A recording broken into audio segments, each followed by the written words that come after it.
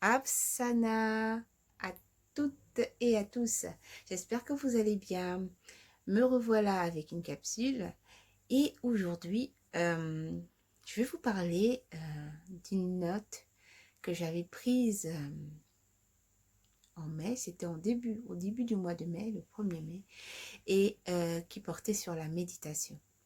C'était suite à une expérience que j'avais faite et chaque fois que je voulais faire une méditation, je me suis rendu compte qu'il y a un schème qui m'embêtait. Et donc, il y a 4 remarques, 4 constats que j'ai faits et que je vais vous partager tout de suite. Alors, ce que j'ai repéré, c'est qu'il y a un schème qui se manifeste. Et ce schème, c'est la procrastination. Et oui, la procrastination pointe le bout de son nez pour me faire croire que non, avant de pouvoir faire ma méditation, j'ai d'abord quelque chose à faire qui est plus urgent. Oui, souvent c'est cette petite voix que j'entends dans ma tête qui me dit non, mais il faut d'abord faire ceci, c'est très important, il faut d'abord faire cela. Ou alors, si ça n'est pas c'est d'abord ceci, c'est cette autre voix qui va me pousser à remettre à plus tard, c'est-à-dire, bon, il est 17h15, attends une bonne fois 18h, comme ça tu vas le faire, et ensuite quand 18h arrive, on ne voit pas l'heure passer, et à chaque fois, on repousse, et on repousse, jusqu'au moment où on ne peut plus faire. Voilà, donc j'ai remarqué ça, et je trouve que c'est très important de le souligner, parce que c'est ce schème-là de la procrastination qui, euh, qui fait que je passe, et peut-être d'autres aussi, peut-être que vous aussi, vous avez eu à vivre cela, qu'on peut passer à côté de choses qui sont très importantes dans le fond. Parce que, est-ce qu'il y a quelque chose de plus important que son âme? Je ne crois pas, non. Alors, si la méditation est essentielle pour notre âme, est-ce que c'est vraiment nécessaire de reporter à chaque fois? Qu'est-ce qu'il y a de plus urgent qui nécessite que l'on reporte une méditation qui va faire du bien, qui va permettre progressivement de retrouver le chemin de l'âme? Vous voyez, ça c'est les pièges dans lesquels nous tombons. En tout cas, moi je tombe les 2 pieds parce que j'ai le schème mental qui, qui joue bien son rôle, hein. Ça parle énormément dans ma tête. Ça n'arrête pas.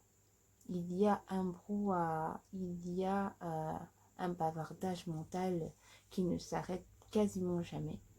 Et donc, c'est vraiment un travail énorme à faire. Donc, voilà, c'est la première chose que j'ai remarquée. Et pourtant, ce que je peux dire, c'est que l'Avatara est l'exemple. La déesse est l'exemple. Elle nous montre le chemin. Elle nous montre le chemin. Elle nous montre comment elle travaille. N'est-ce pas? Regardez ces conférences. Ces conférences sont des heures et des heures, jour après jour. Elle ne se lasse pas. Elle ne se fatigue pas. Et même quand elle est épuisée, elle va jusqu'au bout. Elle nous apprend le dépassement de soi. Vous voyez, pour être dans l'excellence, le dépassement de soi.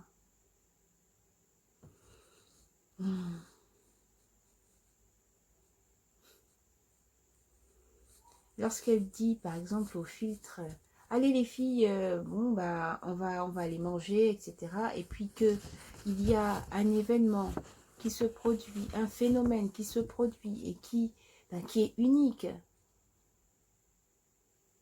Eh bien, vous voyez, elle va choisir de se concentrer sur le phénomène, de se concentrer sur l'inspiration, de travailler, de repartir au travail, plutôt que d'aller manger. Pourquoi? Eh bien, parce que la mission est beaucoup plus importante que le reste. C'est beaucoup plus important que manger. Et c'est ça, en fait. C'est que chacun de nous doit prendre conscience aussi de sa mission. Et d'abord, prendre conscience même de soi, c'est-à-dire que moi j'ai l'impression qu'on n'est pas du tout conscient de nous-mêmes, on n'a pas assez d'amour pour nous-mêmes et que la déesse a même plus d'amour pour nous que nous n'en avons nous-mêmes. Parce que elle est prête à ce travail-là acharné pour nous, c'est pour notre humanité, c'est pour nous, c'est pour nos âmes, c'est pour notre libération. Mais nous, si elle est capable de faire cela, pourquoi nous ne serions pas capables de faire ça pour nous? C'est terrible quand même qu'on ne puisse pas le percevoir, qu'on ne puisse pas comprendre cela. Mais ça m'inspire beaucoup, pour mes actes, pour mes choix. Elle est vraiment l'exemple qui m'inspire. Et je veux pouvoir arriver à avoir ce discernement et à faire les bons choix en tenant compte du fait que c'est mon âme et l'âme pour le travail que je fais. C'est pour moi. Mais au-delà aussi de moi, c'est l'ensemble. Voilà, c'est l'ensemble. Et donc, c'est très important. Et j'espère vraiment que cela va m'aider à faire les choix les plus justes pour lutter contre le schème de la procrastination, le schème procrastinateur qui m'empêche de faire mes méditations en fait.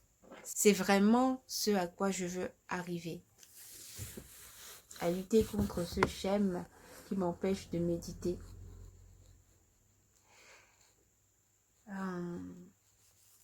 C'est capital en fait de s'observer et d'observer comment ces schèmes fonctionnent, parce que à ce moment-là, on peut finir par reconnaître le mode de fonctionnement, le prétexte pour ne pas faire, ou voilà la petite voix qui parle trop fort et qui en réalité traduit la présence du schème. Parce que c'est trop facile de se trouver des excuses. C'est trop facile de se trouver des excuses pour ne pas faire le travail que nous devons faire. Si j'avais une tâche à faire et que ma vie en dépendait, est-ce que je remettrais à demain? Non, je ne remettrai pas à demain. Parce que à ce moment-là, j'aurai la conscience que le travail que je fais, du travail que je fais, ma vie en dépend. Et bien pour mon travail de Rimbaud, pour mon travail dans la quête de la lumière christique, c'est pareil en réalité, même si on ne perçoit pas de prime abord. Mon travail de Rimbaud détermine ma vie, mon avenir, mon devenir, le devenir de ma lignée, le devenir de l'humanité, parce que j'ai une part à jouer. C'est plusieurs personnes, plusieurs autres personnes qui sont impactées, parce qu'il y a le phénomène d'onde de choc. Chaque chose que nous faisons, chaque choix que nous faisons a un impact sur l'ensemble. Ouais, c'est l'effet domino, dans un sens ou dans l'autre. Voilà, et ça c'est très important en fait d'en prendre conscience. C'est très important d'en prendre conscience. Deuxième point que je voudrais aborder, c'est celui de la concentration, on va dire ça comme ça. Parce que en fait, je remarque que j'ai besoin d'un temps d'adaptation pour pouvoir entrer dans la méditation. En fait, ce qui se passe, c'est que comme je l'ai dit tout à l'heure, comme je l'ai dit précédemment, mon mental est tellement agité, tellement, il y a tellement de bavardage que il me faut un temps pour que tout redescende, pour que tout se pose et pour qu'il se calme et commence à, en fait, à lâcher prise pour entrer dans la méditation. Et ce temps, c'est qu'il nous faut en général, c'est à peu près 15 minutes. Donc en fait, le fait d'avoir un mental qui est très très très agité, eh bien ça nécessite de s'adapter et de prendre le temps de le calmer. Mais en même temps, la méditation, je trouve que c'est vraiment un moyen très efficace et très utile lorsqu'on a un mental justement qui parle beaucoup, parce que ça permet justement de canaliser, de limiter, de réduire les bavardages, de se calmer au fur et à mesure, de lâcher, de lâcher, de lâcher. Après, ça n'est pas très facile, hein, ça se fait pas comme ça en un claquement de doigts, hein.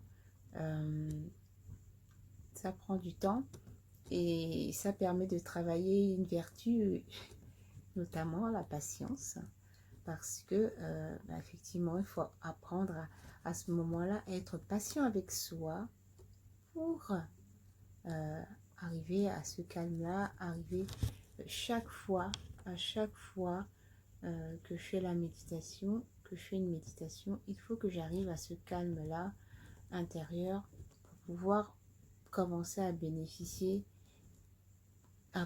des effets de la méditation et à entrer dedans et à partir dans un voyage extraordinaire et fabuleux. Donc, patience, patience, travail des vertus en même temps. C'était le deuxième point.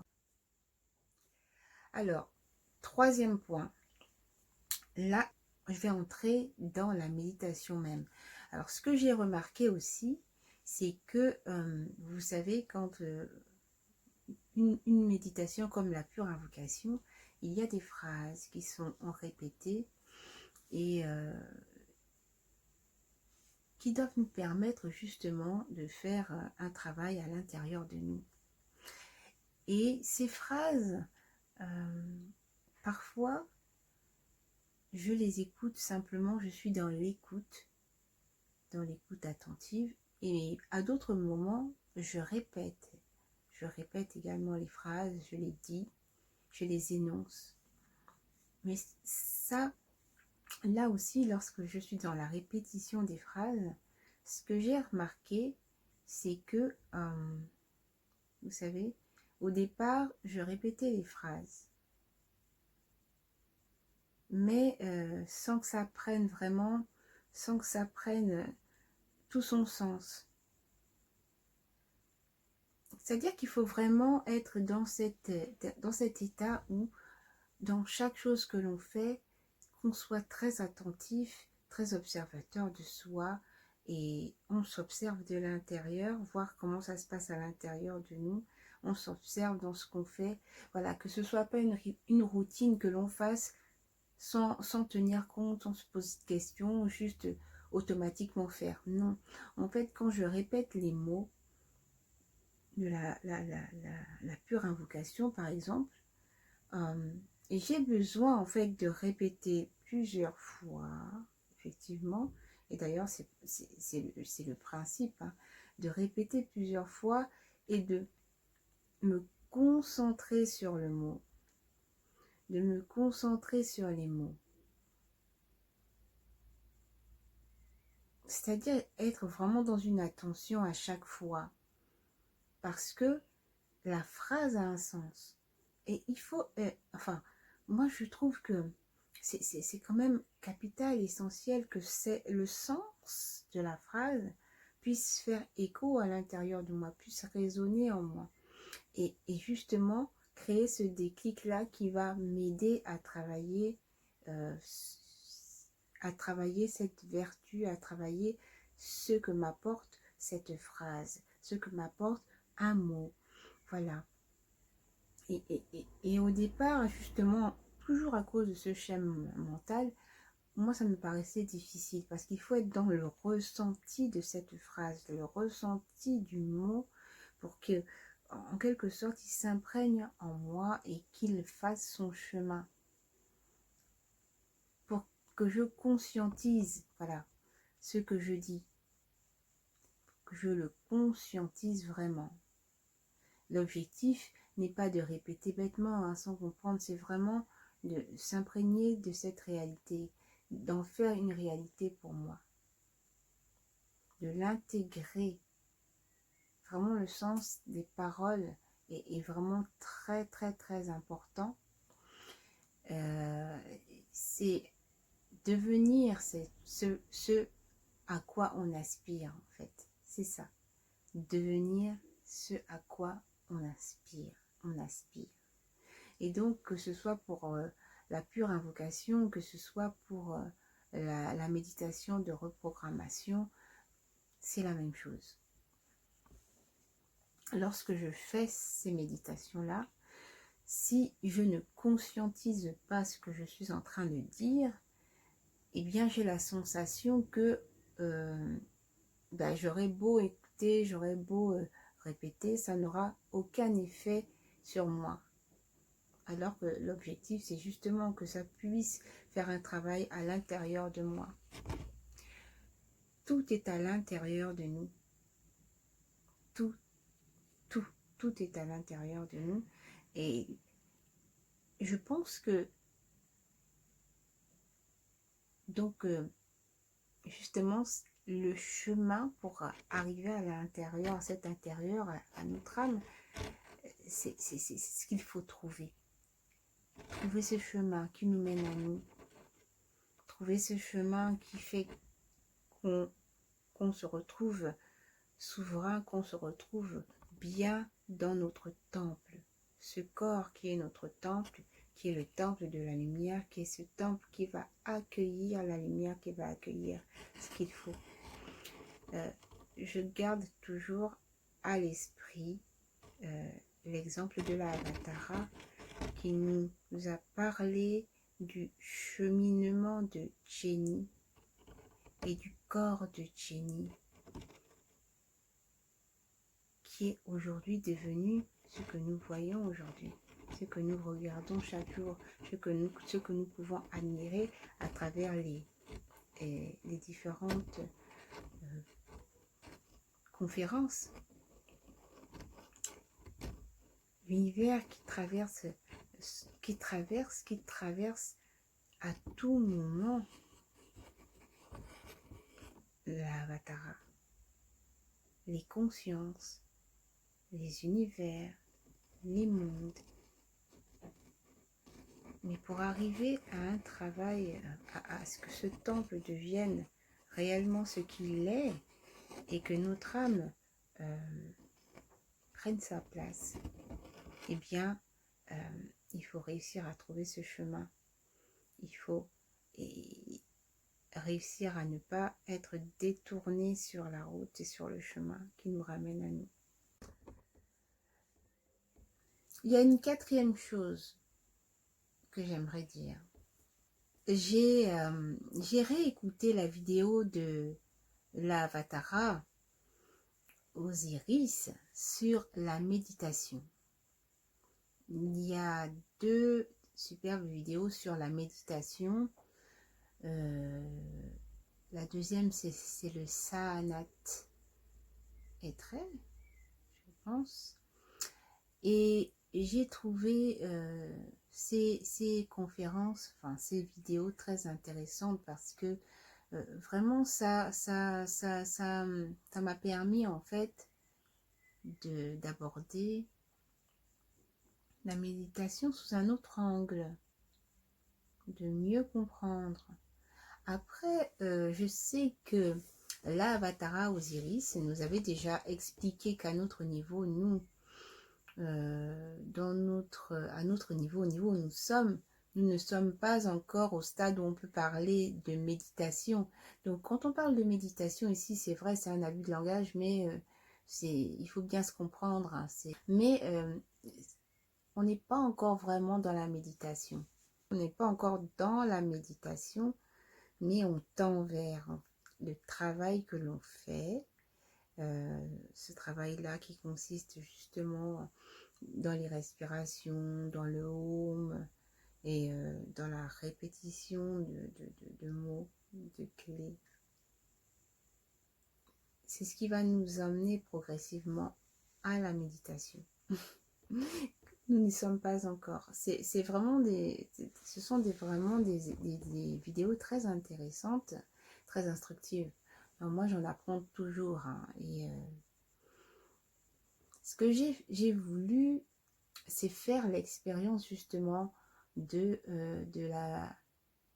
exercices qu'elle nous donne à faire, notamment avec le home, ce qu'elle nous dit. Donc, je pense que je vais expérimenter, je vais prendre le temps. Je ne sais pas combien de temps ça va me prendre, je ne peux pas vous le dire, mais je vais le faire et je reviendrai vers vous lorsque j'aurai pris un certain temps et que je me serai observé, que j'aurai observé ce que ça a pu avoir comme effet sur moi. Voilà ce que je voulais dire en quatrième lieu. Et je pense que ça va être très intéressant. Voilà. Donc, c'est ce que je voulais vous partager aujourd'hui sur la méditation et notamment mon expérience de méditation et comment les schèmes font tout pour m'écarter de mon travail quotidien. On arrive à la fin de cette vidéo. Je vous souhaite une bonne journée ou une bonne soirée où que vous soyez. On se dit à très vite, frères et sœurs, chères âmes. Lumineuse journée, lumineuse soirée. Apsana.